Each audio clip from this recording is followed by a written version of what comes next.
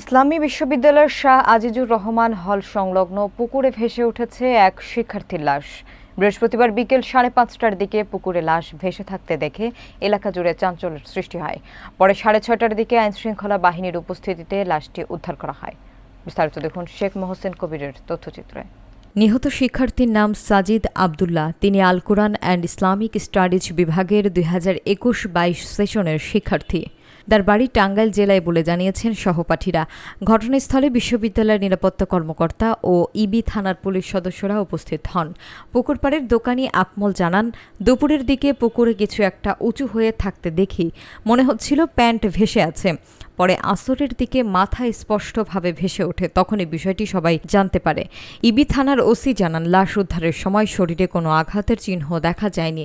এটি এখানকার একজন ছাত্রের লাশ বলে শিক্ষার্থীরা নিশ্চিত করেছে। মৃত্যুর প্রকৃত কারণ অনুসন্ধানে তদন্ত চলছে। ঘটনাটি ঘিরে বিশ্ববিদ্যালয় ক্যাম্পাসে শোকের ছায়া নেমে এসেছে। তদন্ত শেষে লাশ ময়নাতদন্তের জন্য হাসপাতালে পাঠানো হবে।